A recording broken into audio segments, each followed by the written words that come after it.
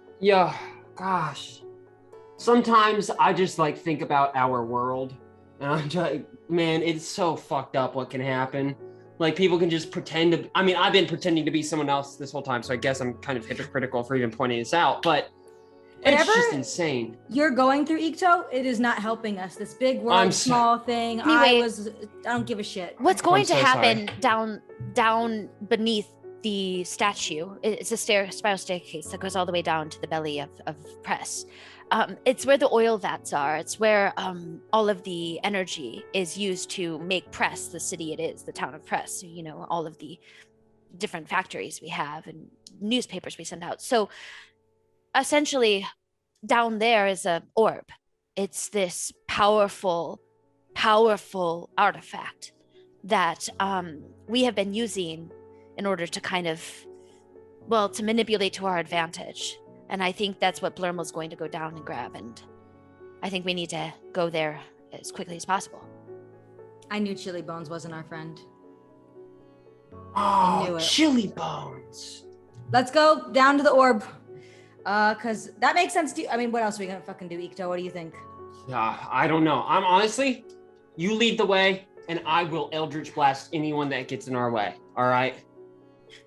Let's And go I promise down. you, I'll make you the best lasagna you've ever had. And so he Dude, takes a shut moment. He takes a moment as you keep him tied, his hands probably tied up behind him, and he leads you. Now, he's asking you both to be very quiet, as he seems to be very apologetic and very upset that he had set all of this up. His life is crumbling around him. His mayorhood means nothing. He's not really the evil guy. It's the man behind the curtain, Blurmel, who's been doing all of this. And so as he's navigating this with you, he does take a beat and asks you to be very quiet, as you can see Blurmel and some of those guardsmen that have been following earlier, Tom, go up to that gorgeous clock that had that agate behind it. And you can see him kind of pry it open and take out the emerald. But you guys are all watching from afar, and he tells you to keep quiet. So let's have us all roll a stealth check with advantage.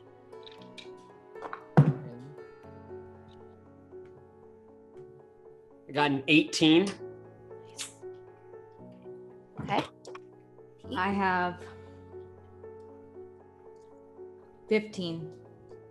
Okay, you guys are able to keep quiet on your feet and keep distance enough that you track Blurmel as he is following and walking around. You can hear him conversing. You can't get too close to hear, but you can at least follow him in the shadows.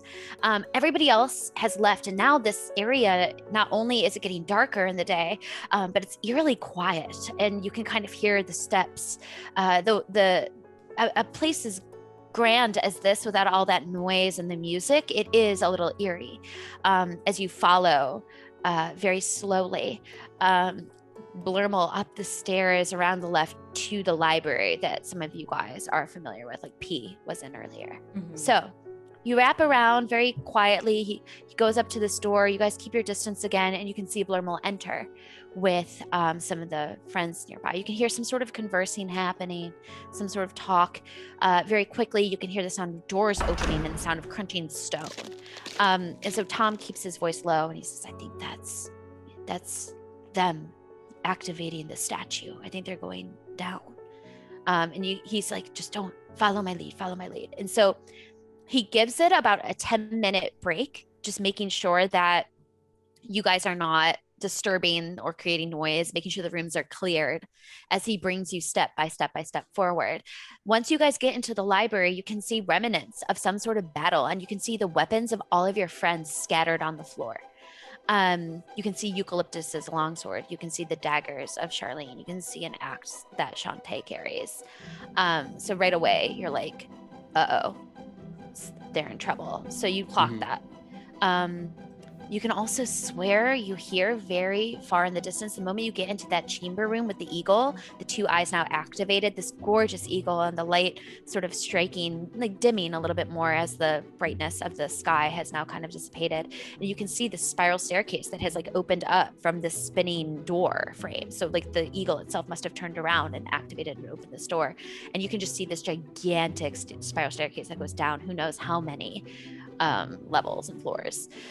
Very quietly, as you guys begin to walk down step by step, it is very, very, very dark. and you cannot see. So unless you have dark vision or a very, very simple source of light, he recommends that if we're going to light any sort of match or anything, we should keep it at a distance, because again, we don't want to alert anybody that we're coming down here. I have dark vision. Yeah, you Okay. do. Tom Just does not. Hold And on to my so- back. So yeah, so you guys just walk down very quietly and try to keep quiet and listen and use your ears. So can I have the two of you please roll a perception check as you guys are just trying to make your way down very quietly? 5. I'm just getting adjusted. I was dead for a while. Boned. And what did you Boned. get? Boned. One. You're boned? Got boned.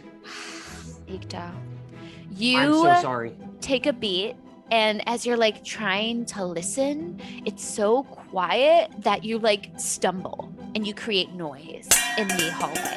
And right away, all three of you guys like hold your breath. I'm going to say, let's cut real quick to what's happening below. You guys, Eucalyptus, Chante, Jarfield, you're all blindfolded and you're being led forward in chains. You've been in a position where you don't know what's gone on for over the last hour. There were discussions being had, but even then they brought you into some room and you guys couldn't hear anything, as was muffled talk. But you know that you're in a compromising position. Charlene also has been occasionally whispering under her breath. They even gagged your mouth so you couldn't cast spells, with the hope that you wouldn't be able to use your hands or your mouth or your eyes. But you do hear. And in that moment, you swear you hear stumbling, and you would know in the back of your mind, even though that was 100 feet or so away, that was without a doubt Ikto being fucking loud as hell. So I need to know how the three of you might try to cover in that moment. So I'm with gonna it- I'm gonna try to talk to Jem and be like, this is super hot. You can't Um, talk, you're gagged. Your mouth's Oh, all ho, gagged. ho, ho, ho, ho. Um, I'm gonna so- start writhing on the floor because Okay. they know I have bad health. Yeah, I'm just gonna like Okay. act like I tripped and fall down in a way that's as loud as possible, and then I'm going to, when I hit the ground, go sorry, I'm clumsy, but like in Okay. a way that like Can't you could, talk. but it's like I'm making noise that's clearly apologetic. Like that. Yeah. So all three of you guys hearing the sound of Ikto, I want a performance check from all three of you. A great performance check to try to cover for that sound. Oh, come on, I'm a bard. I got a 9 plus 5. Okay. 14. It's 14. Oh, wait, That's pretty I thought you good. meant to actually perform it. Oh, I So love it. started Uh, performing. I love it. The commitment level was so high. Sorry. Okay, wait. 16. Nice. Okay. And Chante, what you get? Okay, a 2 plus 1, but I'm telling the truth. This is super hot, so I don't think it's that much of a performance. No, I mean Shantae's not contributing to this, but Uke and Jarfield, you guys are creating enough noise and disturbance that whatever the sound was that was made somebody, it was Jem, go, well, huh, what was that? You could hear her like being pulled in a different direction. You guys create enough of a commotion that she's like, "Ugh, whatever, and just shakes off the sound, assuming that it comes from the two of you. So you guys continue to get dragged along, and as you guys are making your way down the spiral staircase, Ikto and P, you might have not rolled well, but Tom hears something, and he turns to the two of you and he goes, I hear chains being dragged. That's a sound that sounds like grating sound. I think that your friends might be down here and being pulled along in chains, just so you're aware. Okay. Again, I'm really sorry about, me making these choices, and if there's like a way that I can't fight. I'm just a man. Yeah. Keep doing what you're doing, but quietly. Just a weak man that just wants to be loved, Don't we all? Okay. All right. So he gets his shit together as much as he can, and he begins to bring you guys down. And so this is what you see. after a few minutes of making your way down a very long staircase as quietly as possible, hearing the sound as it does start to get louder and louder with the cacophony and the echoes, the sound of not just chains, but the sound of something that's lapping.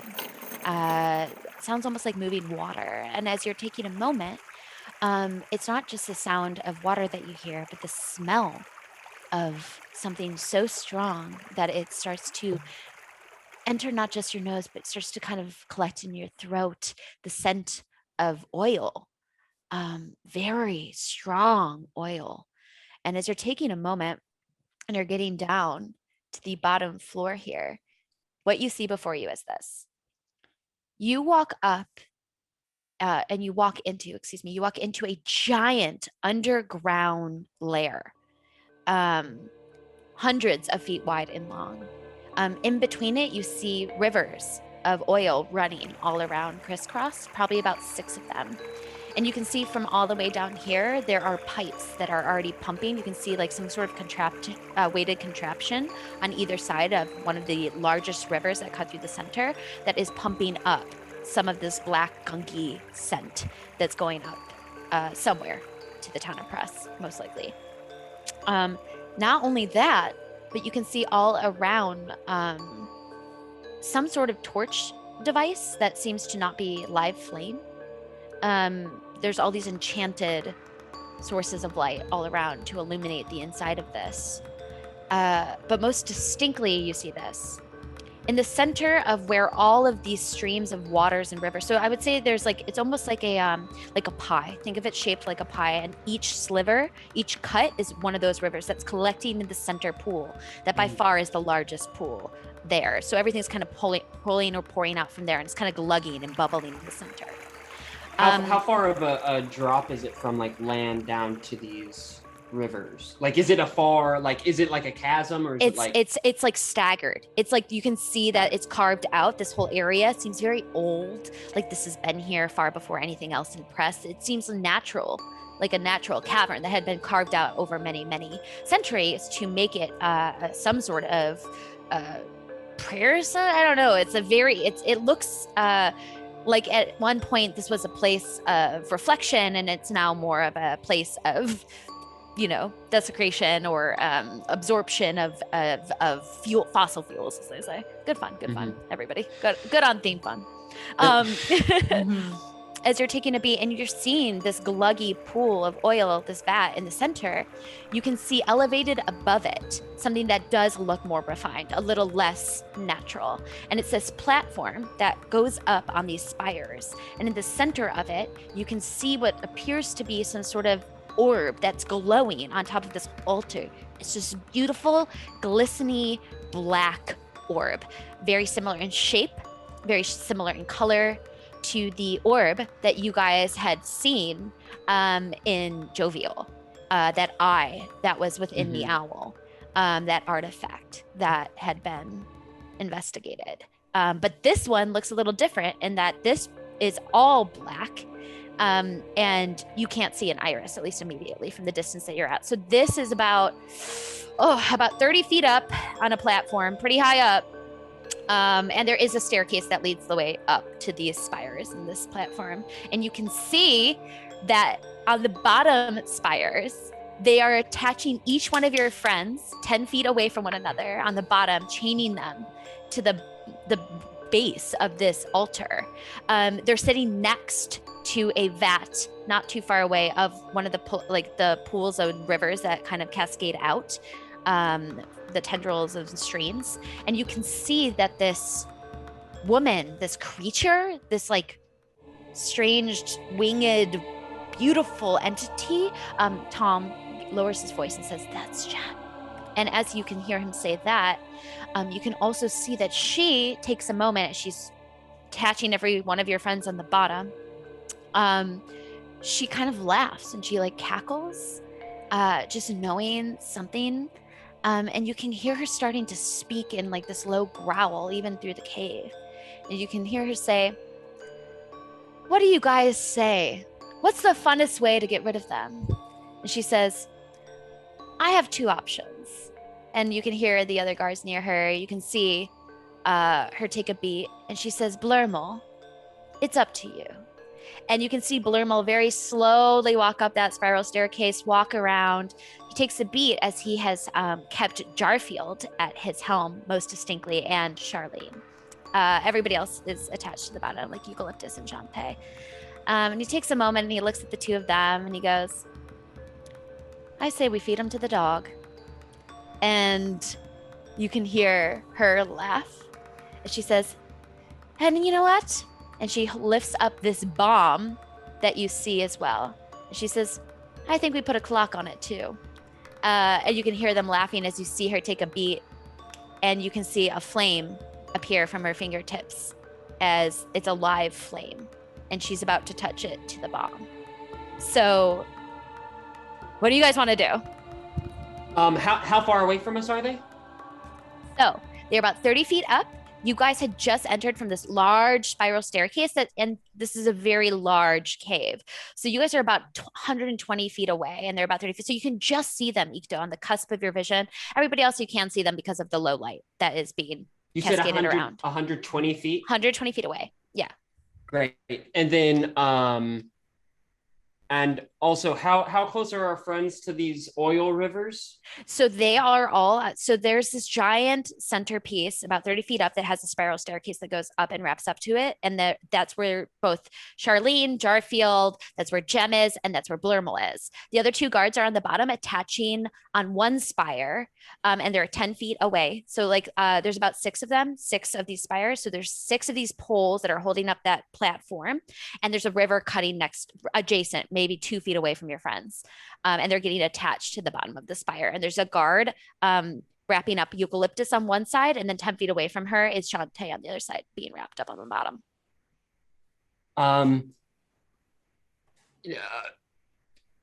P, I can light all this oil on fire with magic. Mm-hmm. So I can see? No, I mean, so I can make all these rivers turn to fire. Okay. But I don't know if it's gonna like explode. So, should I? You just say the word. You can see. I can't see. I have no idea really what's happening right now. Oh We shit, hear that's stuff. right. You know what? In that case, they're about to light a bomb. And you Up there. can see very lowly, P, because there is that natural, like there is flame that isn't actual live flame. It's low light. So, and Ikto has much better vision in the dark. So he's able to describe all this to you, but you can see that there's lights and you can see there's figures. It's just shadowy. And so we don't think we can Eldritch Blast that lady, right? That's not the move. That's a bad idea. Well, I could. Am I still gagged and blindfolded? Mm-hmm. Mm-hmm. And I'm right next to Blurmel. Yep. Can I like just make How big noise is the with- platform they're on? It's about 15 feet wide. It's not very big. Can I just make noise so it's just like make it very clear that I have something to say to Blurmel? Like I know I'm Yeah, you take a moment and you're like doing this thing and you can hear like a sigh as he pulls off the blindfold from you. And now you can see what's before you. And it's almost like he wants you to see. And Blurmel just looks at you straight in your eyes, takes a moment. You can see Jen say, don't. And he's like, no, I got this. And Blurmel looks to you and he goes, Jarfield, we meet again. Except this time, isn't it nice? I don't have to listen to you talk. Listen, I just wanted to say something before you get fed to a friend. I've spent my whole life trying to make sure that you and your legacy are nothing but a blip, nothing but a laugh in this ridiculous world. You destroyed me. You took everything that I was and Eldritch you turned Blast, and I have Repelling Blast on, so he's going to get shot 10 feet. My range is 120 feet. He's going to get shot off the edge of that platform. around. Okay, what's the save? What's the save? Ah! Let me see. The save Oh my God. is I don't know that because it's a cantrip. I don't see a save on it. It's just hit DC is +7. Okay, yeah, so you rolled a hit. Rolled a hit then. Rolled a hit. Like a D20. Yeah. We'll just If you don't hit, they're gonna know you're there. Roll the Well- hit. okay, roll. Yeah, roll. It's going. Is this like a D24 like armor class for AC? It's a D20 plus your spell attack bonus. Okay. Oh, I see. 13 plus 7 is a 20. It hits. It connects. Yeah, fuck you, Blermal. So you take a And beat. should I and roll you, for damage? And you point. Yeah, you point, and you. What do you scream out as he's talking? I am so overwhelmed. Ah! And you This please is that panic! figure out. And it connects. And yeah, you have to roll for hit points. Roll for damage. And 6 plus 5. 6 plus 5. So Well, that's also he falls off of the thing, right? yeah. So you push him Yeah. how many feet again? It's 10 feet in 10 one direction, or 10 I feet. can pull him 10 feet in one Okay, direction. So you whichever push way him in he's 10 closer. feet. He's right on the edge because of the way the platform is. He's able to still make a save because he's also a cat. So there's a beat as you push him off the edge, unsuspecting. He's able to make the save and he holds onto the edge of the ledge of the altar as he's dangling. But right now, everybody else turns towards you guys. The battle's beginning. I want everyone to roll initiative. So fun. Even Okay, we us got- who are bound and gagged. Yes, even you guys. Yes, because everyone's engaged, and you might have a way, as other people are preoccupied, to writhe, to wriggle, to inventively get these things off you. So we'll see. I got an 8 plus 1, so a 9. 9 from Ikto. Thank you. I got a 1, but I'm lucky, so I can do it again, right? Yes, you can. Finally. Good Thank you, luck. people. Thank you, watchers. for writing Yes. this. So I have a 2 now. Okay. A 2. So you rolled very low. Oh, Yes. my dear P. I got Okay. a 6. Oh, you guys are lucky that I got some natural 20s on this and on other things. A 6 from Uke. Charlene needs to roll. Tom looks like he doesn't even want to engage because he literally looks like he's gonna pee in his pants. You got 4 plus 4, so 8. So many characters for this fun one. I love it. This is gonna be wild. Yes, it is. Oh, and you just reminded me I have to roll for one other. I just figured out my next level Eldritch invocations and stuff. So Yes. This Oh my is God, it's gonna get nice. so fun. Your friends, once you guys can see them, Jarfield, you look over after seeing that Eldritch Blast and seeing Ikto, and Ikto looks strong. And Ikto looks like he's about to fight. Like he leveled up is kind of the vibe that you're getting. And so that is this beat. All right. That is your turn. That was your surprise attack. It alerted everybody to your whereabouts. Did you have a question? I got a 9. Oh, you got a 9. You're just like, oh no, I got a 9. Ikto also got a 9. I need your dexterity modifiers, both of you, to know who's plus first. 1. Plus 0. Okay, so Ikto will be first. Thank you. And then Chante. All right, here it goes.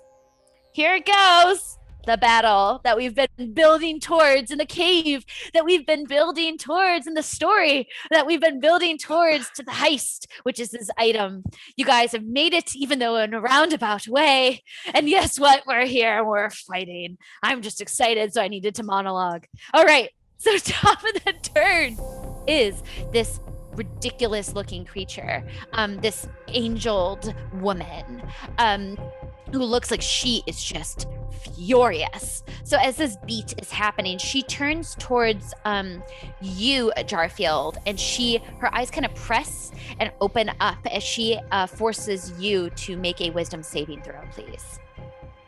Saving throw. Is that a roll or just telling me what wisdom is? Wisdom saving throw is a roll, and you have to use your wisdom save. Oh, got it. Nat 20.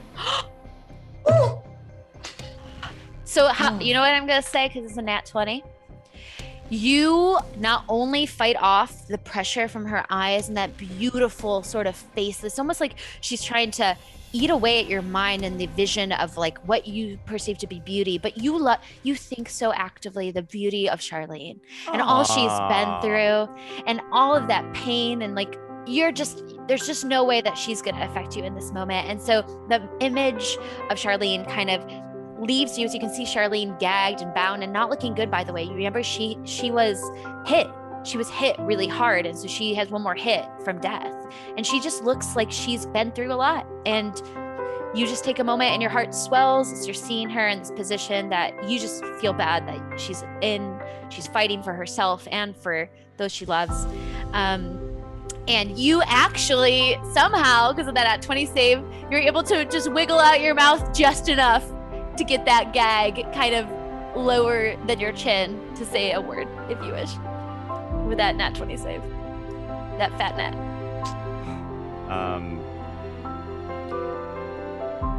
We about to fuck you up. Yes. All right, and that is her turn, and because of that @20, you're no longer gagged at your mouth, so that's good for spell casting purposes. So keep track of that.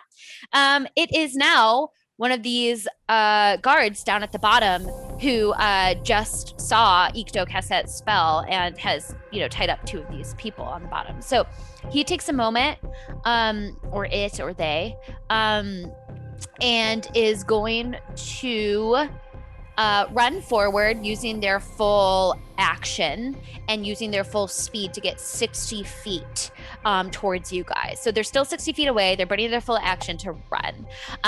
So that is that turn. So they're going for you. The second one also is at the top of their turn and does the same. So kind of like, leaving both Eucalyptus and Chante to their devices, wrapped at the bottom, feeling, disposed of. They're running forward, full-fledged, 60 feet, just going full speed ahead. And then at this moment, you can hear the laughter of Gem as she just kind of lets the cacophony of that sound, her echo just vibrates through the walls. It sort of stirs even the oil all around her. She takes a beat and she can almost sense the presence of something even greater. And from the center of this room where all of that oil was bubbling up, you see some creature forming from the inside, some sort of, who knows, mucky looking dog almost, gigantic in shape, start to make its way from the center of the pit. All right, that has been brought out. It is now Ikto's turn. Ikto, what do you want to do? Just a quick question. Do we, in our game, do we consider cantrips as bonus actions or no? No, cantrip would have to say bonus action if it's a bonus action. So you can get cantrips that are bonus action, but it would be a full action otherwise. Cool. In that case, I am going to cast, what is it? I think it's prestidigitation. Yeah, prestidigitation to light a fire on the river of oil. Just to light up the place so everyone can see. Okay. You take a beat and you cast a flame nearby. Right away, that oil licks and grasps onto it, and it's starting to spread like literal wildfire fire as it catches flame, and things are about to get very hot down here very quickly. And then for bonus action, I have 2-weapon fighting. Mm-hmm. So does that mean I can use any weapon I want?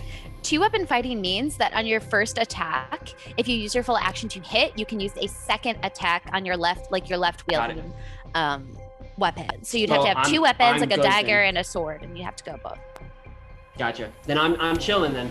Yep. I rest you cast my that turn. flame, everything's starting to catch up on fire. You know that this is eventually going to make the stream to the center. It might take a couple rounds as the flame takes a beat, and it isn't all at once, but it's definitely activated something. All right. Ikto, that's your turn. Chante, you're up. Okay, I want to use my vast experience being tied up and gagged to wriggle free from the bondages that I'm in, having been bonded many times. Okay. I will allow you, because this is technically within your character's elements, to choose one thing that it takes a round per thing to challenge. So you can challenge your sight, you can challenge your mouth, you can challenge your arms. You tell me which one, and then I'll have you roll for one of the 3. Arms. Okay, arms are first. So in order to have that happen, I would like you to make a sleight of hand check with advantage. Sleight of hand? 18. Yeah, you've I got been here advantage. before. You've been here before, and so Oh, though it's hard to get the chains off, and these are sort of tightly wound chains, you are able to kind of maneuver and kind of dig one into the center and pull it out enough that you can break free from the bonds on your wrists only currently. All right, easy. that is your full turn. That is everything to burn that. So we're gonna move down the line to Jarfield. What do you want to do? Am I just to catch me up? Am I like what is my movement like? My arms and legs are shackled, but am I chained to something? Can I move at all? You are not chained to anything. You were just kind of brought forward in your So shackles. Okay. How close am I to Blurmal? He had been knocked over the edge. He's 10 feet away, and currently try to claw up. Okay. So DM question.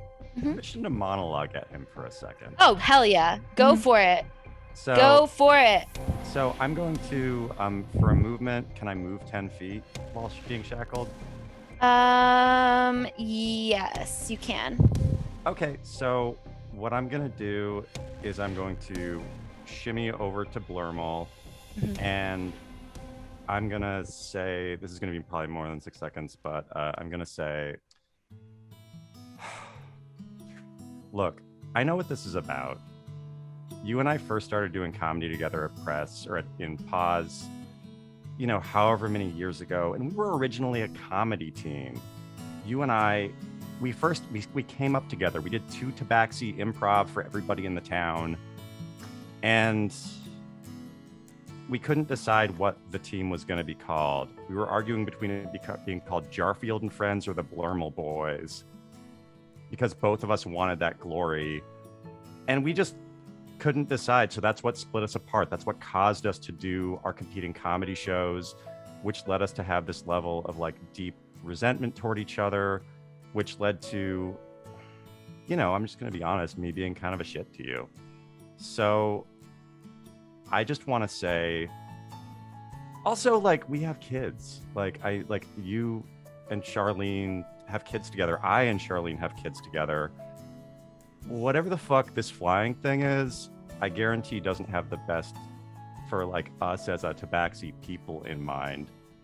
So like, I know that there are hard feelings, and I know that like it's gonna take a lot to forgive me, but I just want to say I'm sorry, and my friends and I really, really need your help. And if you do that, when all this is over, when we save the world, we can go back to being a 2-person Tabaxi improv group, and we can call it whatever the hell that you want. And then I reach down with my shackled hands to help him up. Okay. Roll a persuasion check.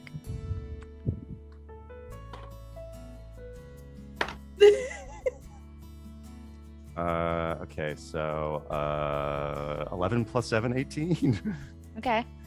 As you're saying this, you take a moment, and he's hardened. He's angry. He's done all of this to try to take you down, like set up like a whole town in order to destroy your reputation, in order to feel powerful again, as you had taken that from him so long ago. And he takes a beat, and he looks to you, and you can see, but for a split moment, the younger Blurmal, that teen kitty that you met all those many years ago when you guys first started coming up, and you can see his eyes listen for a moment. But he doesn't know how to react yet. You can tell he's listening, but he takes your hand, and there's some hesitancy, but we'll see where this goes. Yeah. Got it. So that is your turn. It's now Charlene's turn. So Charlene takes a beat as she's there, and she's like looking around, and she's going to try to also get her arms out of these. Oh, she fails so bad. She rolled a 2. She tries so hard to get this off her hands. She doesn't know what's going on. She can hear things. She's trying to talk. She's in a position where she isn't sure what's going on. So Charlene, unfortunately, does not get out of those shackles. It's Eucalyptus's turn now. As Euc is up, what would you like to try to do? I've been trying to figure this out, but I don't have my mouth or my hands. So I can't, can I do lay on of hands without my hands? No. Well, lay on hands is not a spell. That's like an ability you have. Yeah. So technically speaking, you could kind of like go like this, even though you're chained, you could go like this and it still would work. Technically. Right. Yeah. Okay, well, I'm going to do that for 5 points. All right, so you heal yourself up, full action, dump 5 points of healing into yourself so you're feeling a bit better. All right. And that will be, I believe, it. That's it, right? Yeah, I don't think you can do anything else right now because of your position. So moving along, it's Blurmel's turn now, as Eucalyptus is just done that, and Blurmel takes a beat. And he looks to you as he like actually does use his full action for you to go up. And he looks to you, Jarfield, and he goes, listen, I get it. Maybe I went a little overboard. It's not up to me anymore. She's the one in charge. And he looks to Jem. And he goes, also, it looks like this place is about to go up in flames. I did this to Odin. If we can get him okay, let's get out of here. This whole place is going to blow up. That being said, and he looks to you very quickly and he lowers his breath. He's like, you're a funny guy. You are too. All right. And he goes back to back with any readies. He's like ready to fucking fight her. You got him on it. You got him on your side. All right. Moving along. He's going to use his action to freaking hit her, I guess, because this is happening now. I wasn't expecting this.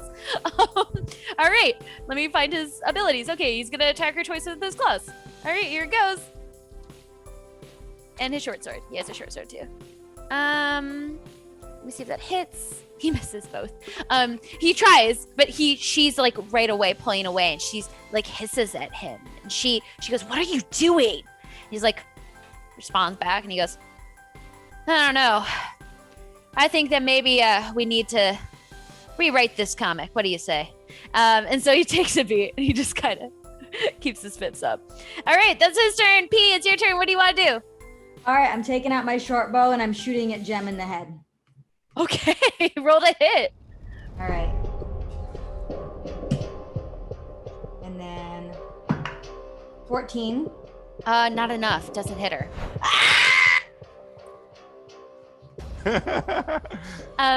As you take a beat and you scream, it goes wide. I think you have a second attack though, if you want to try to hit her again with your Yeah, I'm just doing it again.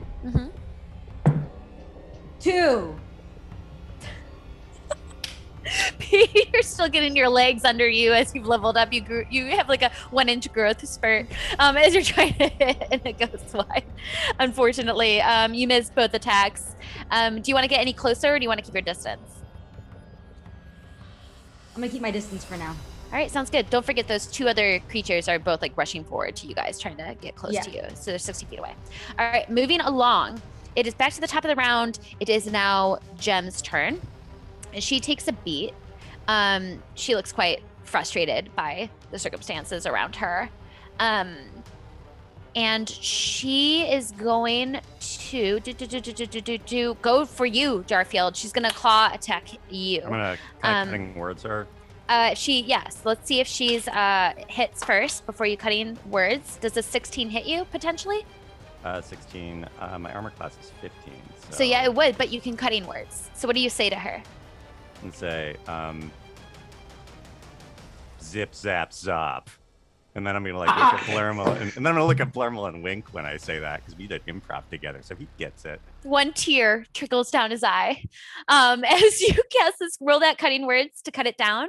Okay, wait, you need to get it down by at least 2. It's a 1d4, I believe, or a 1d6 if you're at that level. 6. And then it'll go down that amount from the 16 that she rolled. Okay, let's see. I think it's a 1d6. 6. Wow. Yeah. So the attack of 16 goes down to a 10. She misses you. Can't quite claw. Stumbles and goes, "What?" And like she doesn't understand what spell you're casting. But Bormel just like winks back at you. That one tear trickles down his face as you guys back to back get ready to fight. It is now the two other creatures on the floor who are running forward full speed ahead. As they are going forward, you see them use their full movement of 30 feet. They're 30 feet away from you guys. And right away, the two of them look at each other and nod as they use their full action to transform one into Ikto and the other into P. So they now look like versions of you guys. Fucking So. shapeshifters. All right, that is their turn. It is now back to the creature in the center. So as this sort of like creature, this mucky, disgusting, oozy item in the center begins to make its way forward, you can hear sort of like a deep scream, like a painful scream, as this seems like some sort of like it's in some sort of pain, almost as if this creature has been transformed or manipulated or used in order to contain some sort of, I don't even know, pain of this location as it goes out scared and lashes out its tendrils and starts to hit around it. So it's going to lash at Charlene and at Jarfield as its arms can outstretch and it's large enough that it has a reach. So it's kind of lashing at whatever's on top of it. What's your AC? AC is 15. Ooh, hits you both. For 9 points of acid damage to you, Jarfield. Ah, my skin. And then 6 points of acid to Charlene, and she looks very rough. She looks like one more hit, she's down and out. She does not look good. As you can see, this creature almost it's almost like a tongue lashing out, I'll say, and like floppy ears wrapping around. It looks like a dog ooze from the center trying to hit around and screaming in pain. All right, that is its turn. Ikto, what do you want to do? How far away are the two shapeshifters? They are 30 feet away from both of you. All right, and are they standing near any sort of edge or anything? They're not particularly close to that, as they had run towards you guys, and you guys are kind of further away. Like there's larger plots of land, like this earth terrain, this gray right. rock. You know what? They wanted to make another Ikto, turn themselves into one. I'm gonna cast mirror image and make a lot more Iktos. 3 more. Oh, okay. Okay, cool. So you make 3 more of you as you cast mirror image. All right. And that's your full action. Do you have any other things you would like to do? Movement, anything like that? No, I'm good. Okay, sounds good. I'll flip them off with all 4 of me. Nice. Flip them off. Like in a beautiful chorus, all of the middle Yep. fingers as you are now mirror image. Chante, it's your turn. My blindfold, is that going to take a whole action to pull it up? Because that feels like a lot. I'll say that it's a complicated tie.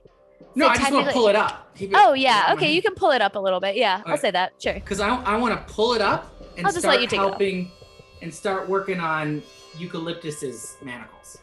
Okay, sounds good. So yeah, you Using take a my beat. super manacle ability, because I can crack them, huh? Happens. Yes. So you take a beat, you kind of shuffle over, you kind of like crawl a little bit. As you're able to kind of get the blindfold off enough and help assist her.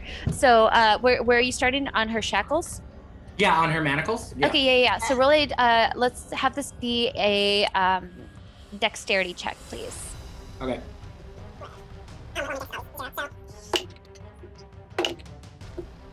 $19. 19. All right. And while I'm saying this, I'm saying like, yo, I can't believe this has happened again. She's a succubus. Like, holy crap.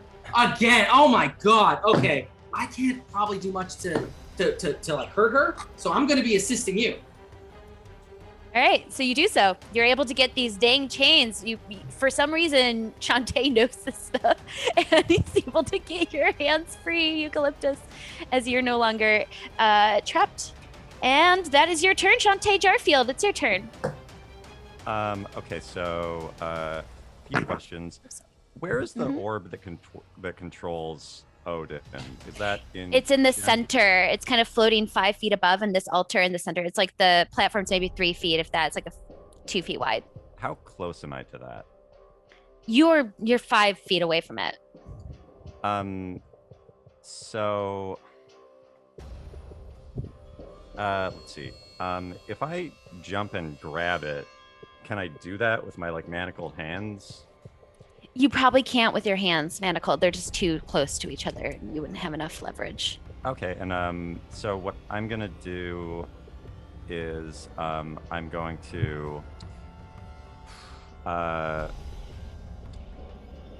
can I say a quick sentence to Blurmo without counting as an action or a bonus action, or would that count as a bonus action? You can talk to him. Sure, go for it. Okay. Free me and Charlene, please. And then I hold up the manacles and look at them, and I'm just like, please free us. And then I'm going to use healing words on Charlene. Okay, great. And I'm going to, that's. What do you say to her to heal her up a bit? Let's see. I say, look, if you and I get through this, I owe you a lasagna. And I rolled a 4, and healing words is 4 plus. Yeah, it's like 4 plus 3. So, so she got 7 hit points back. Yeah, she looks much better. And then for my action, I'm going to try to undo my hand manacles. All right, roll a quick dexterity check for me. Great. Let's see. Dexterity. Would that be dexterity or sleight of hand? I'm gonna have it be a dexterity check for this round. 12 plus 3, so 15.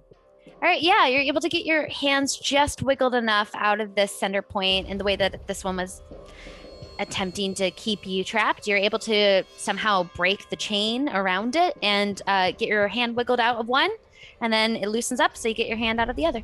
Well done, Jarfield. That's your turn. It's now Charlene's turn, as you can see her happily also take a beat as she can see her, like, your healing words. Even though she can't talk, she can hear you, and there's sort of a comfort to her as she takes in your healing. And with that, she's able to kind of use the power and her strength, now that she has more of it, to break free of her chains as well. She rolled much higher that round. It's Eucalyptus's turn. I'm gonna have to take out. Is it an action to take out my gag?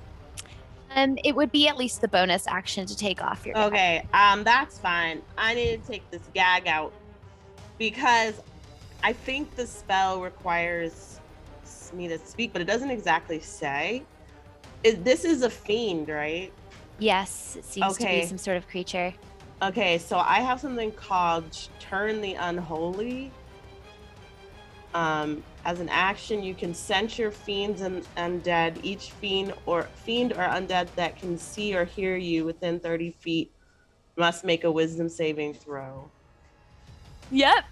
Would you like to do that? So what you have to do, you have your chains off. You would have to get within 30 feet. Now I'm confused because it says it is turned for 1 minute or until it takes damage. So maybe I should do the spell that is command. I say do whatever. I like your choice. I think if you're feeling instinctual about one of them, go for it. It's a fun one. Yeah. Well, if I say, okay, so if I turn her for a minute, what does that mean? I can tell you what it is. It does say within the spell, but a turned creature has to move as far away from you as it can. It can't make reactions. It dashes. It tries to escape. It tries to flee. It's afraid of you. It's completely. Oh, okay. Yeah, that's great. I didn't understand what that meant. Okay. Yeah. Well, then that's the best one, I think. Heck yeah. It's not often that you can use it, which is super cool. In this case, you can. Yeah, because I never meet an unholy. And no. This is clearly some sort of demon. Okay, so I'm gonna do that.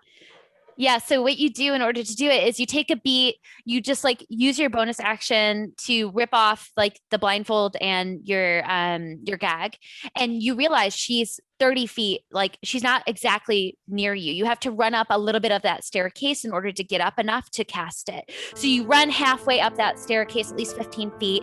You get her within your range, actively within your range, and you take a moment and you grab, do you have some sort of symbol? I have Yeah. my necklace. You have your that I necklace. use. Yes. And you hold onto that necklace and you take a beat. And though you're deep under the ground and there's no sun and you're not pulling from any source that feels natural to you and your home, but you're able to channel it and bring it to you no matter how far it is. Well, oil is natural. It's true. It's true. It's the dead. It's true. So you just take a moment. You're like, well, I guess I'll get inspired by the dead. As you turn the unholy, and you cast that channel divinity. So she needs to make a wisdom saving throw. And what is your spell save for her? 14. She has to get 14 above. Okay, let's see. It's wisdom. Yeah, she doesn't make it. Yes. Wow. Finally. Yeah, Nothing has you're lucky worked. on that one. Oof. Yeah, she did not roll well. Oh, gosh. So you take a moment, you close your eyes, you channel, and this bright sort of white light vibrates from you that almost looks like a shield that just shatters from you, and you can see it kind of echo through her. It enters her eyes, and she just screams like this, like painful scream, this fearful scream. As you hold on to the spell and you channel it, she is now considered turned, as you have successfully turned her, and she must use her full reaction to flee, as well as get as far away from you as possible. And this is a big ass cave. So in this epic moment, everybody takes a beat. She starts to writhe in pain and wants to get as far away. Afraid of you, Eucalyptus. Did we get Truly attacks of afraid. opportunity from her doing that? Let me see. That's a really good question. I believe, let me see. A turn creature must spend its turns trying to move as far away from you as it can. It can only move to a space within 30 feet of you. It can't take reactions. But yes, if there's nowhere to move, that the creature can use a dodge action. And it can use an escape action. So what's probably going to happen is she's going to have to use her dodge, like on her turn. She can't do it right now, but when it's her turn, she's going to try to evade everybody she can. But she's within reach of two of you guys, so one of you are gonna be able to hit her. She can only use her dodge once. So that is Is it me, Eucalyptus's turn. Is it me, Charlene, and Blurmal that she's close to? Yeah, Yeah, she's the three- within it's range three, of the that's three of cool. you guys. Great. Yeah. Even Charlene going all is- the way back. But Charlene is still blindfolded and gagged, so she doesn't have a option. She can't, like, you have to be able to see your enemy and be engaged with them. Charlene is Okay. not. So it's technically just Brummel and you. So yeah, Eucalyptus, you cast that, you hold on to that. It's not yet her turn, but she's gonna have to do it on her turn. Wait, how far back did you go? Oh, she hasn't moved yet, but Oh, she's on her like turn. full of fear. Yeah, you can tell it worked. The effect is there. She already wants to get away from you. She's screaming in pain. She's afraid of you. She's actually scared of you right now. I see your eyes are like ignited with this white light, and you have this shield burst come from you. It's a cool ass palette to move. It is that her turn, and then right away Blurmal just looks around and he looks to Eucalyptus. He looks to you, Jarfield, and he goes, "That was fucking cool. That was fucking cool." Yeah, we are pretty cool. Huh. I wish I had something funny to say. But you know what? I'm all out of jokes. Hey, Jarfield, you got a joke up your sleeve? Could use one. Old time's sake. So I don't have a joke up my sleeve, but I do have one thing I want to say. I hate Mondays. With a little wink, we're going to take a break there as we're going to pick up with the drama and the battle that is ensuing in just a moment. See you soon. We're not dead yet.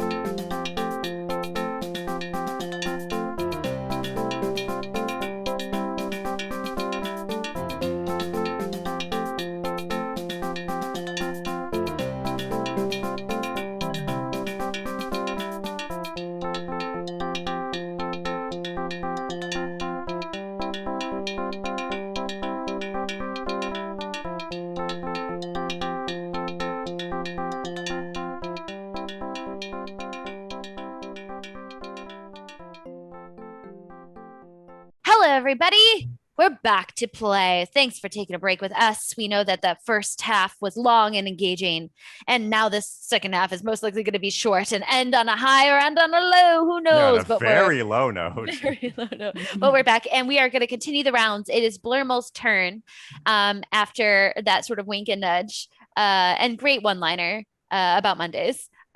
He's going to go and attack this woman who currently it's not even her turn yet, so he gets close to her as she looks full of fear from Eucalyptus, and he goes to attack her. He successfully hits for one attack, doing 7 points of damage. As you can finally see for the first time, someone make contact with her and her skin. Now, she definitely looks like she's able to kind of resist some of the fight that he has in him, as her skin is very thick and almost has like this magical aura to it that looks like she can withstand a lot of pain. She just is something from another world, and it's clear that she has an agenda here. That being said, it is her Blurmel's turn, and moving down the row is now P's turn. Okay, so I survey everything because I'm thinking, and I'm gonna take another shot at Gem's head, but in her eyeball. Am I allowed to do that? Yeah, roll to hit. Anyone wants to shout, Siena, don't do that. They can, or P, don't do that. They can shout, P, don't do that. 18. To hit hits. Roll for damage. Okay.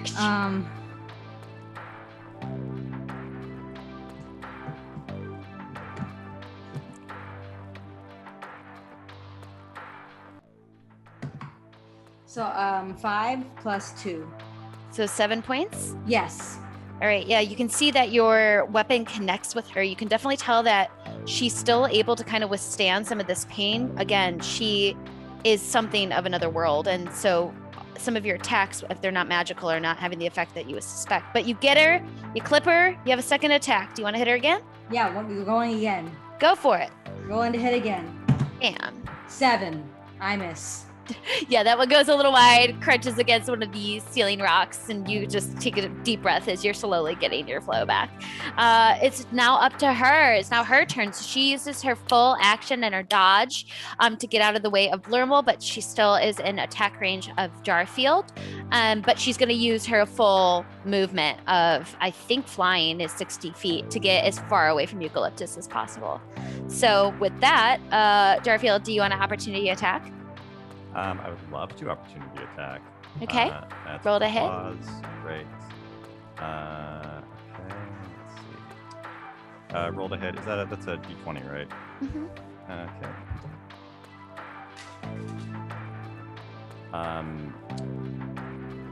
12 plus 2, so 14. 14 to hit, not enough. As you unfortunately swing wide, as your claws retract, she's able to dodge just out of the way enough as well to avoid your hit. But that is her full turn. It is now these shape changers' turns. As they're now on the ground, they use the rest of their movement to get and engage with both Ikto and P, as they're now within melee of both of you. And they are going to attack. So the one that is attacking Ikto looks like Ikto, and the one attacking P looks like P, but you guys are not far away from each other, so it's getting confusing the moment that they start attacking. What's your AC, Ikto? Mine is a 12. However, since I have my mirror image, I had to roll a d20 above a 6 to get them to hit one of my mirror images. Okay. And I rolled a 17. Okay, so that succeeds then. As they are able to clip and with an 18 attack one of the other ones. Does this do damage to them, or do they disappear? It just disappears. Yep. So he goes to hit, misses. The first slam attack successfully is avoided. Now they have another attack. They have 2 attacks. So are they able to attack again? Same situation? Or can that only be used once? No, it would be the same exact thing. So All I'll right. just roll again. And they except I have successfully to- hit? Mm-hmm. I roll an 8 this time. So that time it does that not one is gone. work. And I rolled a 4, so it hits me. Mm-hmm. However, I'm going to immediately cast Hellish Rebuke. Nice. Yeah, it hits you for On it. 7. So 7 Got it. bludgeoning damage, and right away you cast Hellish Rebuke. Roll for that damage. That's gonna be a 3d10, Mhm. and I got a 21. Wow. 777. Got trips. Wow. Yeah, your hellish rebuke like just inflames them, and you're seeing yourself caught on fire for a beat because you're hitting yourself. It's kind of a mental issue, and you know what they're trying to do. You know their intent here is to really mess with the two of your minds, so you don't know who's attacking who. But as this is happening, there's this beat, and they just catch on flame. They look burnt to a crisp, and they look like they're in rough shape. They're still standing. They're still doing okay even after that, but definitely took the hit. Now, that is your turn. Excuse me, that is their turn. The other one is going to engage with P. P, what is your AC? My AC is 13. First one missed. Second one is a nat 20, fat nat on their Yeah. turn.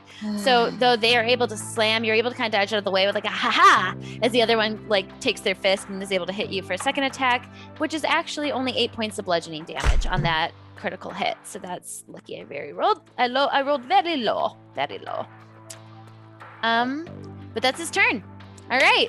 So 8 points of bludgeoning damage to P. It is now poor old mucky Odin's turn, as his 2 slam attacks come out from either side of his ears as he flops on top, hitting whoever or whatever he can. And that's unfortunately going to be, let me roll, Jarfield and Charlene on this one. So what is your AC? My AC is 15. 14 misses.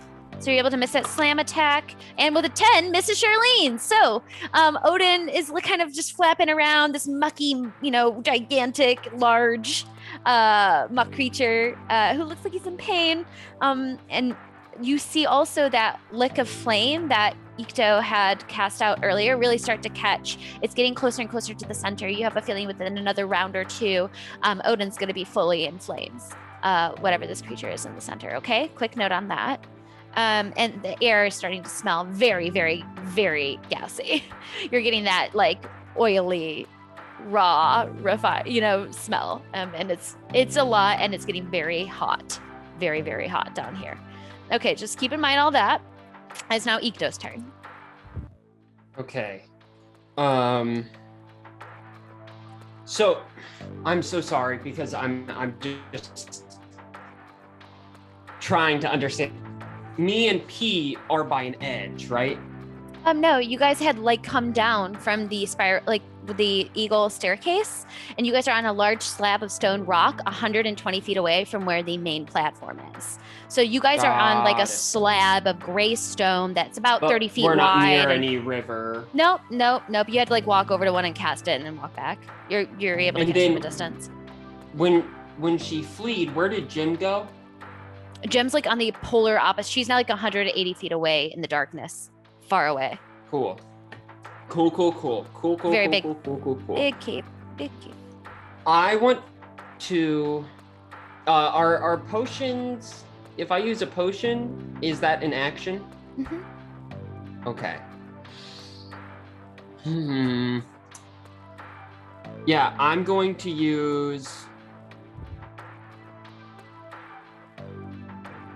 I'm just gonna take out that Ikto one with Eldritch Blast. I'm just doing that. Who are you going to? Oh, the one that you had caught Hellish Rebuke on? Yeah. Okay, sounds good. Roll to hit. Oh, let me roll to hit. Right. Oh, come on. Everything's lagging. I got an 18 plus 7, so 25. That'll hit. Roll for damage. Yep. And then for damage, oh, come on, D&D Beyond, you got this. Got a 14. Oh my gosh, that's a great hit. Yeah, you take a beat and you connect with the Eldritch Blast on them, and you can see that their body ignites. They're not handling this well. Another good hit, and this creature might be down, but you can tell that these things, though they might have simple attacks and they might be shapeshifters, they can take a beating. These are hard to knock down, so you got to go round and round and round over because they're thick and they are strong. Okay, that is your turn, I believe. Yes, Ikto? It's your turn. Yep. Chante, it's up. What you gonna do? Okay, I realized also I had a gag in my mouth, so when I told that to Eucalyptus, I was like, "Oh, succubus!" Yeah. Sounds about right. So, okay, so I'm gonna take out the gag in my mouth. Is that a full turn? Bonus action to take Okay, out great. the gags. Okay, so I'm going to run towards Jarfield. Okay. Yeah. You have to run up you have to use your full action to get up to the top of the platform. Yes, and then Okay. bonus action taking out my gag. Yep, sounds good. So you run all the way up the staircase, you get all the way up to the tippy top, you take off your gag as a bonus action, you still have an action. Well, I thought my full action was to go up to the. where No, Jarfield that's just is. movement. That's just your great. movement's 30 feet. Okay, so the whole So time. you pass Eucalyptus on the way because she's on the staircase too. She ran up 15 feet to get closer to cast that spell. So you kind of pass her on the way up. Okay, so the whole time I'm yelling, "Succubus! Succubus!" Okay, just want people to know that as I'm Okay. running towards the platform.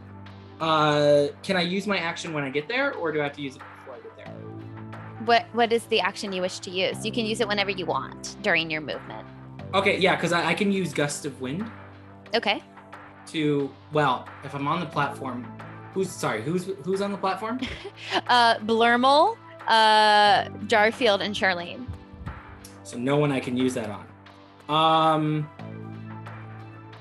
Okay, well, I'm gonna use my last spell slot, which I can't believe I actually have that, to bonus wild shape a health. Oh, combat wild shape. Sorry. Regain 1d8 per spell slot.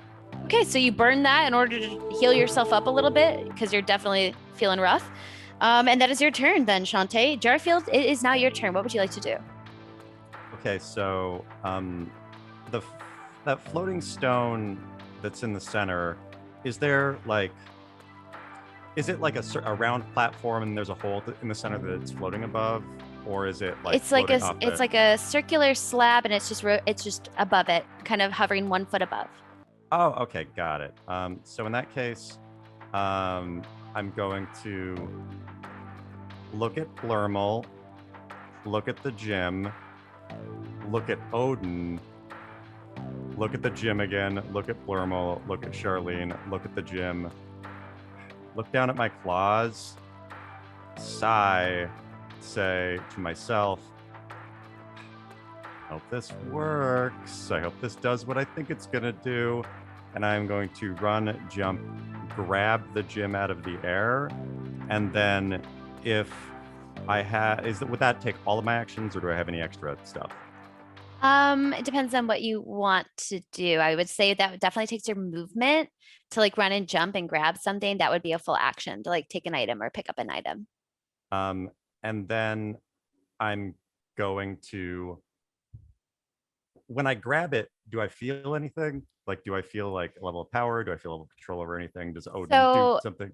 So as you take a beat and you're like, okay, I'm going for this, you like run up over on the platform, Chante and everybody's watching you. As you grab the item, you're able to get it out of whatever the magnetic field is. And as you kind of pull it, it takes a beat and there's some strength to it. You're able to grab it and take it off, and it's in your hands. You don't feel anything off yet.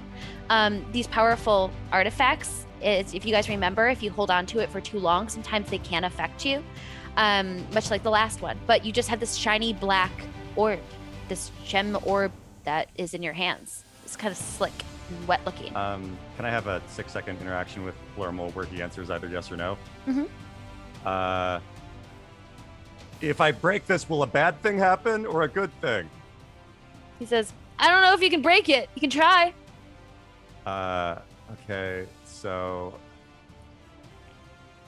I'm gonna say, Odin, I'm doing this for you because I want to help you, and then I'm gonna just try to full force smash it with my claws as hard as I can. Yeah, your hand completely hurts. This is some sort of you cannot break this. This is much like the orb. It's an artifact. So you're holding on to it. It has weight to it. It has shape to it. You're trying to break it. It's not like an egg or anything like that. This is some sort of powerful object. Got it. So. Wait, is that my? do I That's your still full have action. That's Yeah. that's it. Right. It's your bonus Right. action to try to break it. Okay, got it. Got it. Yeah. So yeah, you take a beat. You're just like, okay. You're trying to understand this thing. You're trying to get a handle on it. I will say, as you pulled it away, as you take a beat, as you're kind of checking the environment out, you can feel that there is the stasis of this place right now. There's like a shaking. There's like a tremor almost, and you feel that you've definitely pulled something out of its orbit or out of the sort of puzzle piece that it's a part of. And you don't think that this environment, especially with the flames and Odin and the way that everything is within this particular cave, is going to be able to stay structurally sound for much longer. Essentially, when you guys first entered press, one of the comic things that you said was, we're going to blow this place up. And you have a feeling that this might be coming true, especially as you're holding this in your hand and you're feeling everything shake around you and start to catch on flame. And you can see that the flames are not only going to the center, but about to go up those pipes that lead to the rest of the town. Yikes! Prison break. Okay, so that's your turn.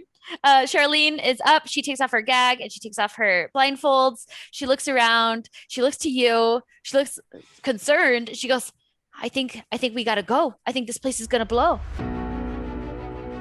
I agree. Everybody, let's get out of here.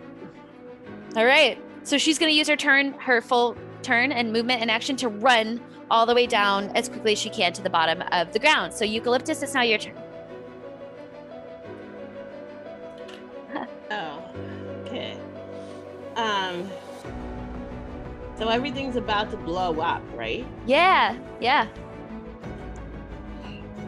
Can I,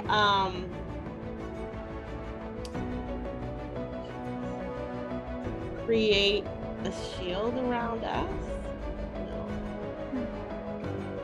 You may have Shield of Faith still if you have spells left. I do, but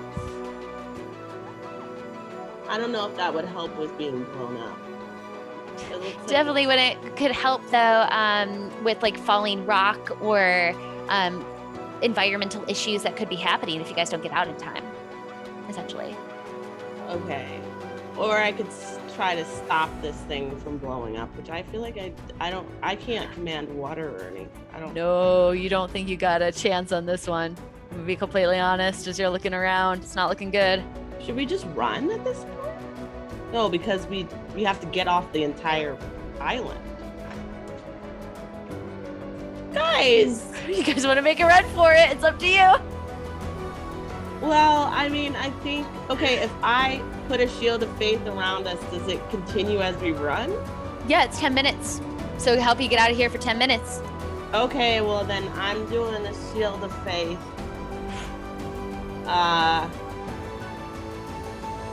First I'll move down. No, I have to be within. Is everyone within 60 feet? Oh, a creature of your choice. Yeah, it's only one creature, but you can definitely help buff somebody who isn't as strong. God. I don't know what to do. Hold on. It's a Shield of Faith. It's not like an area effect thing. where No, it's like a bubble. no, it's Got one it. creature of your person. choice, and it helps Got it. buff their AC. Got it. All right.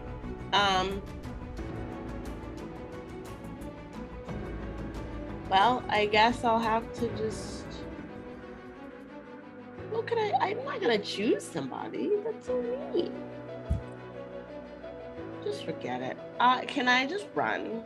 Yeah, you can. Don't forget, you can use your full action and your movement to go even faster. So you can use your 30 feet of movement and then that 30 feet on top to run. Because we have the thing now, right? Yeah, The thing we came to guess. What the hell? You have the thing. The only thing you have is you have 2 enemies engaged with you right now. That's it. The 2 I ones have fighting 2 Ikto, enemies, not right. you, but Ikto and P. Now there's also Odin who's lashing out, but it seems like he's not really attacking anybody or anything. He's almost trying to break the platform above him. It's almost like he's just lashing this mucky, sort of icky, oily dog shape that's just kind of coming out from the center. But it does look like the flames are about to hit it. Wait, Can I command Odin then It's like a attack? creature. It's not like a dog itself. It's like something evoked from the oil. Got Does it. that make sense? Oh, it is a creature. It is a creature? Kind of. Yeah. It's like a conjured creature. Does that make sense? Yeah, can I ask him to attack the two guys? He is not controlled by anybody or anything here. There's not like anybody who actively is controlling him, it seems. No. Like you can't. So Sorry, what? It says I have a command. Oh, Sorry. oh, you want to use the command creature? No, it could not work on this. That's usually a humanoid. Usually command is like a humanoid creature you can see. Sometimes it can be, we can bend around it, but this is more in the spirit of like an unaligned entity, if that makes sense. Like you can't quite, it can't understand you. It doesn't have ears, it doesn't have eyes. Like you can't command something that is Got it. uncommandable. Okay. All right. Well, then I would help the guys being attacked. But I don't have any of my weapons. You don't, and you also don't know who is who. Like Ikto, there's two Yeah, Iktos, there's a few right. P's. Yeah, it's too many It's things. very Okay. confusing. All right, so I'm just gonna I need some help. So I'm going to here's my plan to Yeah. run back up and get all of our weapons. Yeah. So I am gonna need somebody's help to do that. And the only person I can do that with right now, I think Siena's in the middle of being attacked. I don't know. I'm sorry, not Siena. P is in the middle of being attacked, and Ikto, I can't tell who's who. So, I guess I'll put a spell on a shield of faith on Jarfield. Okay. So as you're running away, you look up to Jarfield, you cast Shield of Faith on Jarfield. Just so you know, that allows you a +2 bonus to your AC for 10 minutes, Jarfield. So you're Perfect. buffed up and you're just able to And then withstand more. I'm gonna say, "Come on, let's get our shit and get out of here." And then I'm gonna run. Yeah, and because Shield of Faith is a bonus action, you can actually use your full action and your full movement to get all the way to where P and Ikto are engaged in some sort of battle. And you guys can feel the environment starting to shake and quiver as time is pressing on. Like this is definitely a situation where you have probably no more than maybe a few rounds of combat to get out of this situation, to get your weapons, and to make a break out of press as quickly as possible. Because this place gonna blow. So heist successful.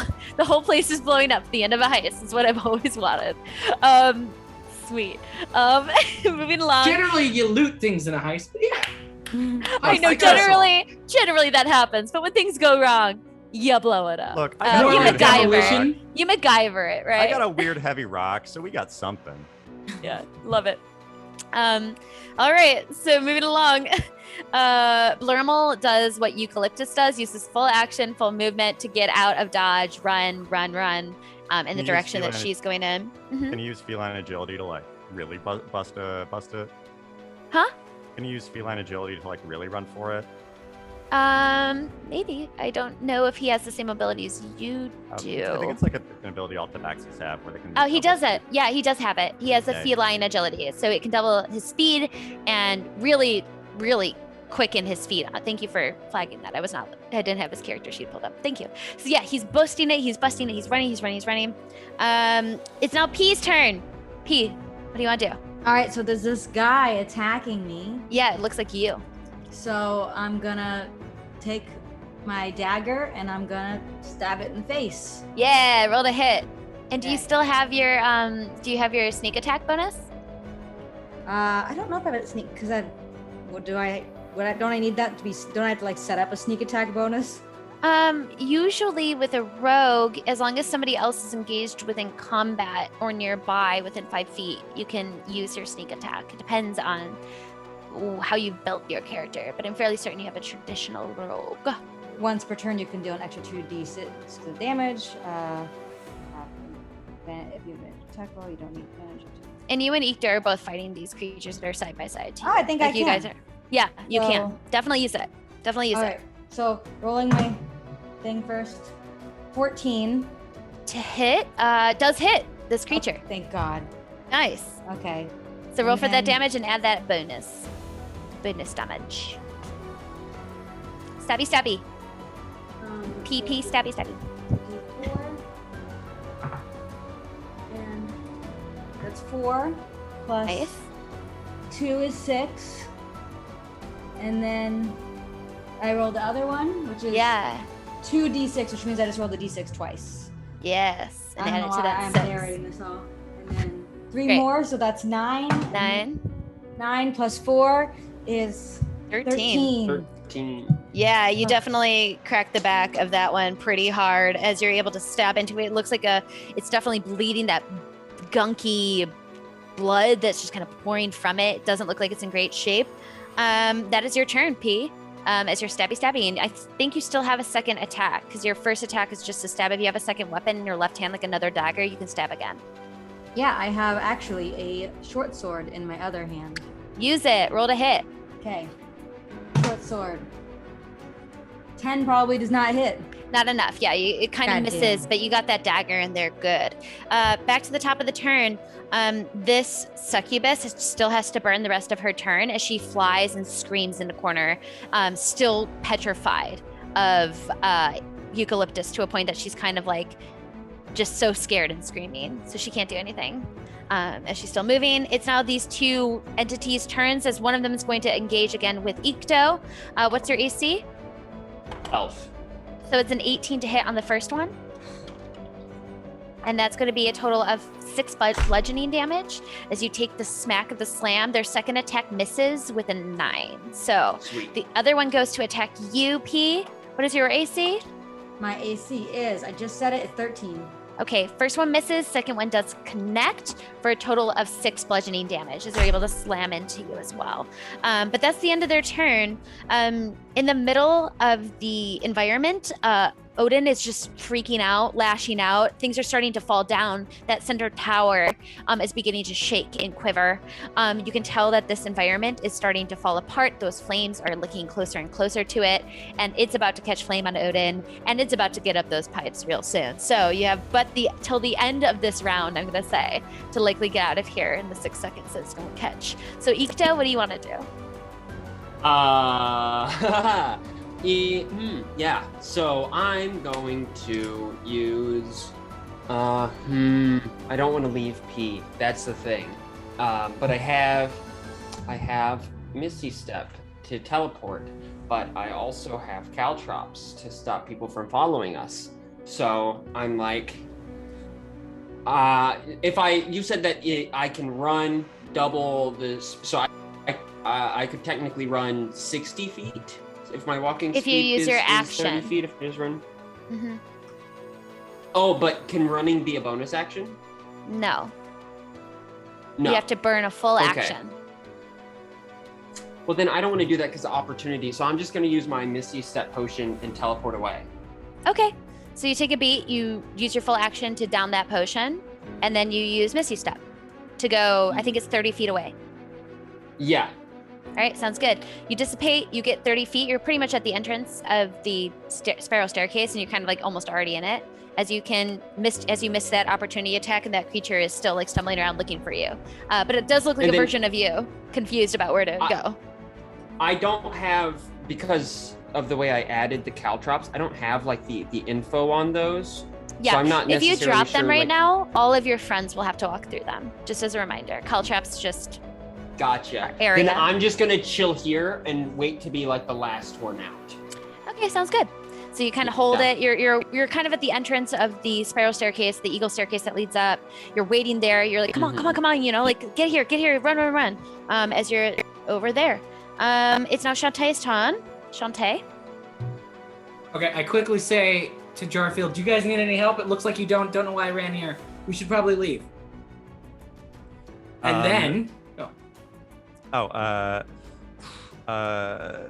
Is the bomb anywhere? Can we find the bomb? I think it's probably upstairs where they took all of our stuff off. Yeah, No, the succubus no, had the it in her succubus- hand. She's also like 120 feet away from you Still has guys. it. In that She case, has let's it. get out of here. All right, so I start running towards Okay. the thing. I use all of it to run up there. Yep. All right. Sounds good. You're running. Eucalyptus. What are you doing? You running too?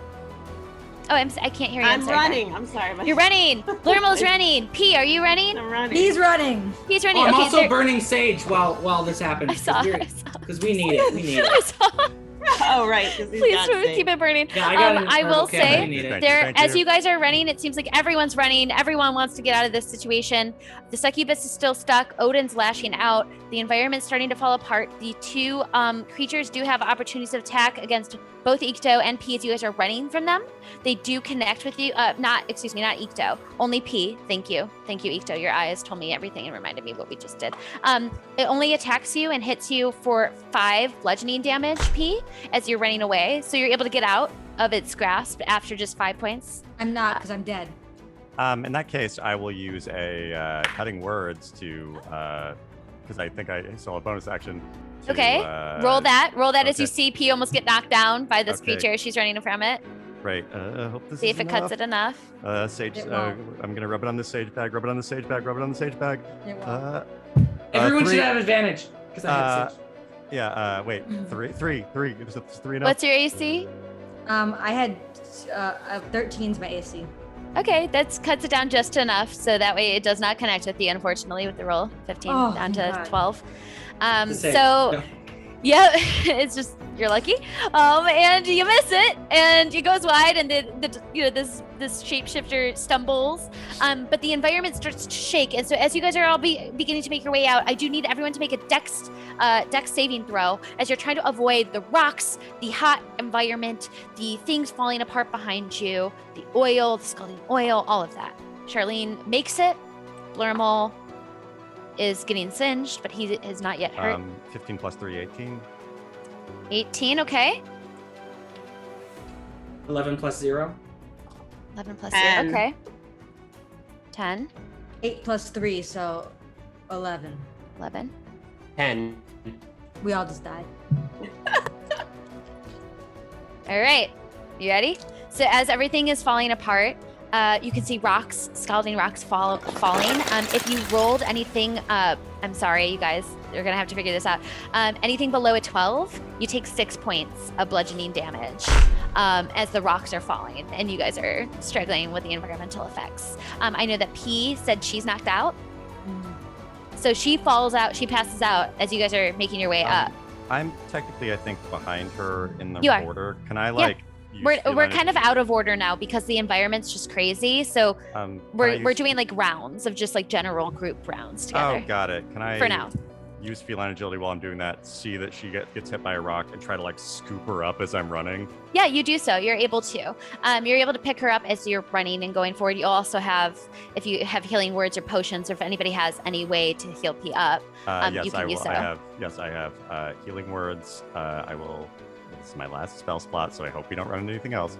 I rolled a 1 plus 3, so 4. Yes. So P comes back to life with 4 hit points, your last spell slot. So you guys are exhausted, you're running from things, you're not leveled up, you're tired. You want to be able to just get out of this town. And so in this crazy scenario that's happening, with this orb that you now have with you, Jarfield, as everything is starting to shake and everything's starting to catch fire. You make your way up that spiral staircase with the eagle. You quickly are just looking around this beautiful 9 lives that you know is about to get blasted to smithereens.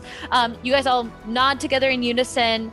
You actually catch Cheesy and Tomato like just outside, being like, "Hey, we were like jogging. Oh, where you guys go? Okay, running. All right, we're running. I was just making the perimeter. Okay." And so they start following you guys too. You also catch that young guard who was there earlier, who had been pushed on drugs, and he just looks to you and Come with us! and he goes, "But my family, what are you doing? Come with us! Wait, where's Tom? Did we pass Tom? You don't even know my name. You never even asked. I know, but now I want you to live, because I respect you! My name is Jonah." Jonah! Jonah, we'll miss you, Jonah. I Hope love you. you! Hope you like Come on, being we gotta dead. vote. Okay, so yeah, you grab everybody you can along the way. You guys are running. Did we grab Tom? Tom is still there. Do you want to grab Tom? Yes, I want to grab Tom. All right, you bring him with you. He's completely conflicted and confused and petrified. He literally was hiding in the staircase the whole Just like, time Hey, it's while me, things were going Jarfield. You're down. supposed to hate me anyway. I'm saving your life. Come on. Okay. Tom, do we it's have time to get the armor? No, you definitely don't. As you guys are running and everyone's trying to figure out what's going on, and you guys are Did we just. scoop- wait, did we my scoop- sword? Did we scoop up our weapons on the way? Yeah, I'll say you guys have just enough time to grab the weapons that have Okay, landed on the library floor. Right. And you guys are running, you're running, and you have but 10 minutes of that to get out of town. As you can feel the rumbling, people are starting to shake. There's confusion in town, there's fear in town. But you can also tell, and you guys do know, that all of that big oily gunky factory output, all of it really only goes to the very rich parts of town. It goes to the factories, it goes to the 9 lives, it Hell goes to yeah. the nice places. So even though there's rumblings and tumblings and bad things happening in the northern part of town, by the time you guys are starting to leave, don't forget you're kind of on a crest and you're kind of at the higher part of this volcanic island. As you guys are going further and further down, you can catch that the more poor area of town, the docks here, it's not rumbling as much, but there is confusion as all of these rich and noble people and sort of businessy folk are all starting to pour into the lower docks, into the like poorer neighborhoods, and there's a lot of confusion, there's a lot of fear. People are starting to get into boats, and right away you can hear like the dinging of some sort of boat, and you see on the helm of your ship, looking completely confused and concerned, Marcus just waving to you guys like, come aboard, come aboard. No, it's a long story.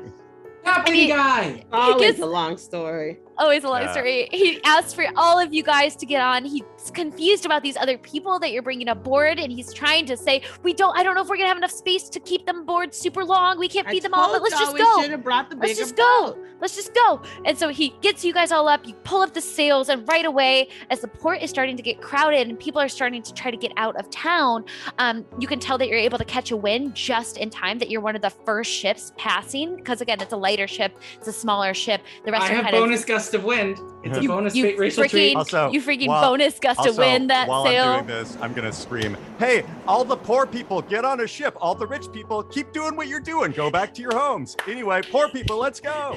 Bye. So yeah, all these people, there's confusion. You can see that there's definitely like this contest where people are like, no, we're not going to listen to these rich people. We're going to steal their boats and get the heck Hell out yeah. of here. There's definitely a revolt or a revolution happening on the core level of the poor section of press.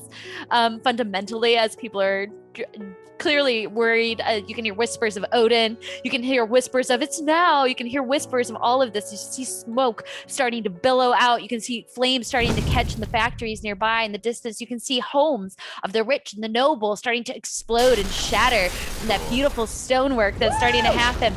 And as all of this is starting to go aflame and everything's about to happen, and this ship of yours is pulling out from the entrance port of press, you just look back at it. Is that the second town we've blown up? God. That sucked. Yeah, but we made it out, man. Wait, That town sucked. Yeah, Yeah. that sounds sucked. I don't feel bad about that one. Wait, can I look at Blurmel real quick? I did what I could. I just didn't know how to save Odin. I'm so sorry. I'm sorry. I did my best. Doesn't this We'll guy work suck? on that. Yeah, I was gonna say, can we kill Can't we him? like kill this guy? Like you, throw him thank off you. the boat? Doesn't he suck? Also, wait. Also, I will also, kill wait, this wait, guy. Wait. Also, side note. You and I are cool. Like Blurmel, you and I are cool for like what I did. I apologize for that. But you're not getting off easy for what you did to Charlene. Let's get him, everybody. Aw, shucks. And so as this happens, as you guys all pile onto Blurmel, the town of Press explodes as you treat him like the punching bag you really should be for having done what he did. And yeah, you guys are pulling off to port, and we're going to end this episode in the exploded town of Press with the orb that you guys were able to acquire. Believe women. Believe Yeah, women. I believe women. Blurmel, Believe women. I only half meant that apology, Blurmel. We're gonna beat you up. Oh, hell yeah, We'll you kill are. him. Oh yeah, we're Um, killing him. We're killing him. Yeah, They're go not for beating it. us Do to whatever. Blurmel, you're scum. And the story continues, you guys. But you made it out of Press somehow.